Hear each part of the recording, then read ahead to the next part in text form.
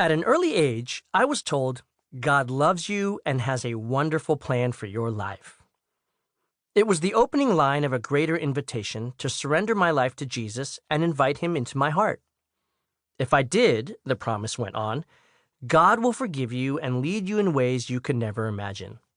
While I certainly have no regrets about saying yes to that invitation years ago, I have come to realize that I made some serious assumptions about what God was inviting me into. And you know what happens when we assume. Maybe I was reading between the lines.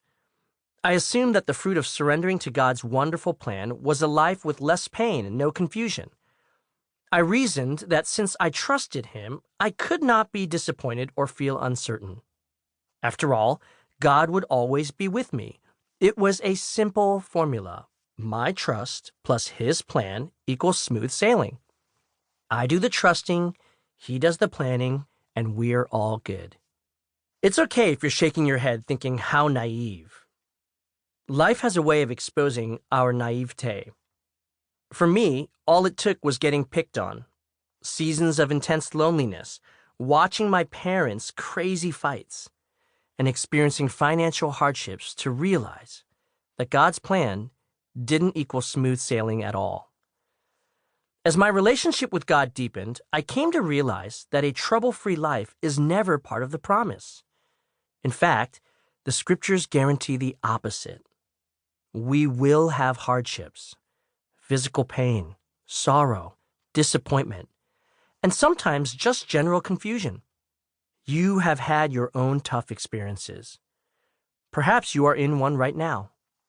Life has not gone the way you wanted.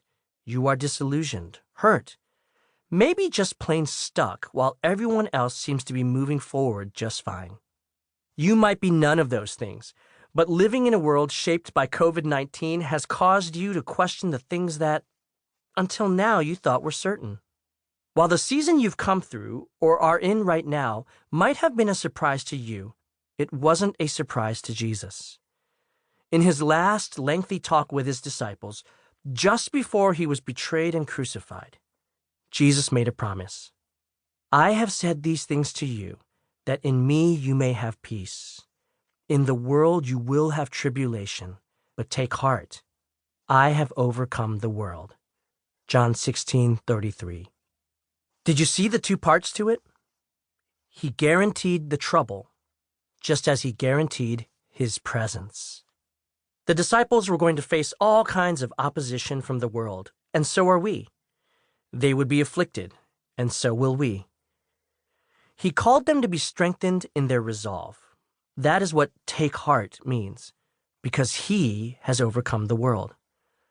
The one who has overcome the world would be with them. Jesus called for trust in the midst of trouble. If you're like me, you love to believe in the certainty of his presence, but not necessarily the certainty of trouble. Can't we just have his presence without the problems? I think, I could learn to trust without the trouble. I'm a really quick learner. Just give me the good stuff and I'll trust you, I promise. My unwillingness to accept the promise of trouble makes me wonder, have I really outgrown my childhood assumptions about what it means to trust in God?